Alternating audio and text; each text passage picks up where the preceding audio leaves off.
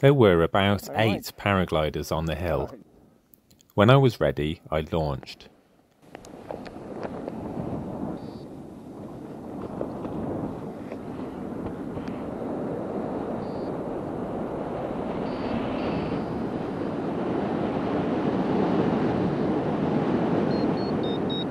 There were some small, powerful thermals in front of the hill, but too small for me to turn in. I ended up going down and landing on the side of the hill. No, not on the rocks. That's a silly idea.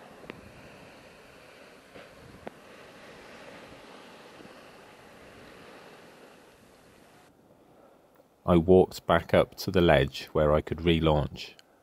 A blue paraglider launched.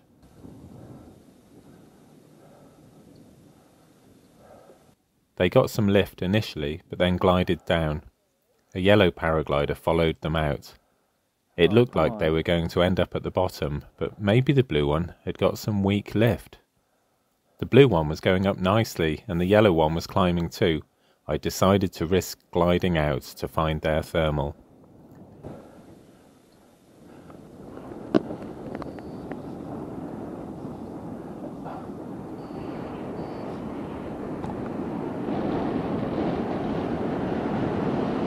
It felt like a mistake, but there was no way back now.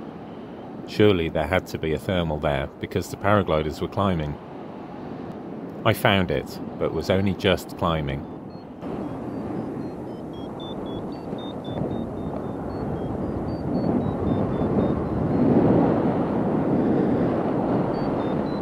It got better and better and took me right up high.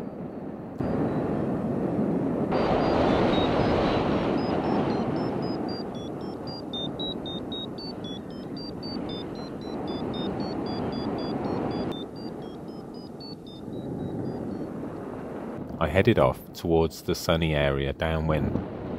My plan was to do a triangle, maybe to Bromsgrove, then Bromyard, then back to Malvern. I saw a cloud forming to the right, so I headed under it. Okay, let's go for that cloud there.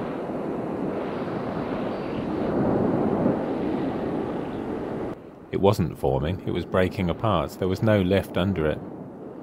I glided towards Callow End. There was no lift. I glided over Powick. There was no lift. I was getting low over the big roundabout when I found the thermal I needed.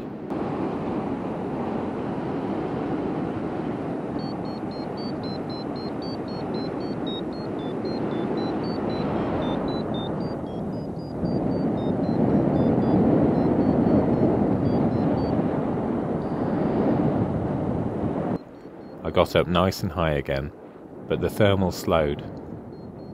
The cloud to the west was over-developing, putting all the land into shadow, cutting off the thermals. When I wasn't climbing anymore, I headed onwards towards Bromsgrove. I found a great thermal at the other side of Worcester. A yellow paraglider and a red paraglider came to me and climbed underneath me, and we climbed right up to the clouds together. It was amazing. We were above the surrounding cloud base. I glided onwards. There was a large cloud in the way. I should have tried to go around the large cloud, but I flew straight through it.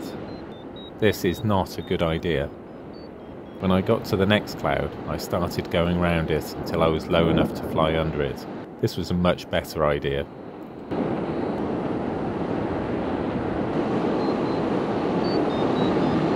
As I approached Bromsgrove, XC Guide showed me that there were 2 paragliders right next to me, Rob Cruickshank and Richard Carter. Looking back, I couldn't see them.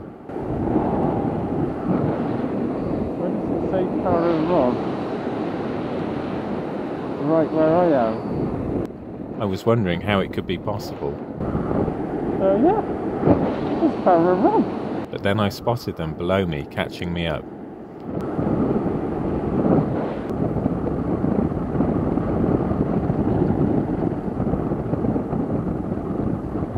They set up for a landing in some fields. I had some height left, so I carried onwards beyond Bromsgrove. There was a bit of a thermal, but not enough. I headed back towards the train station and looked for a landing.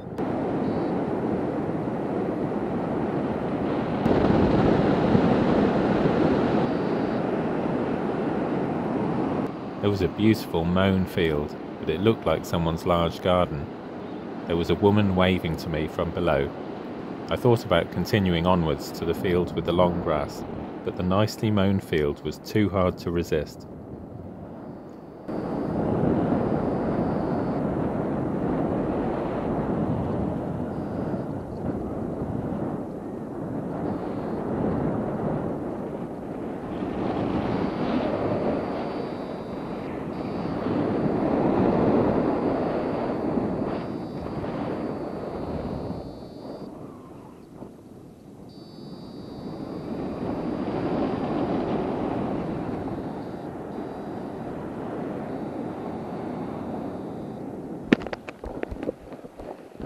Alright.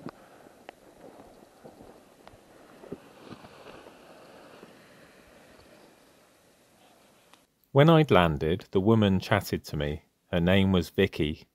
She was perfectly okay with me landing there and offered to send me a video of my landing that she'd taken on her phone. I gave her my email address.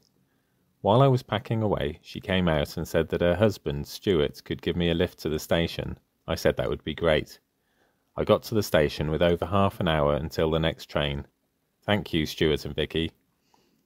After I'd been there for a while, Rob Cruickshank and Richard Carter turned up, both legends in the paragliding world. Rob had been a famous paragliding instructor. Richard is the current holder of the British paragliding distance record. I chatted with them on the platform and on the train. My wife came to pick me up from the station with our 2 kids. We couldn't fit everyone in the car, but gave Rob a lift to his van, which wasn't too far from our house.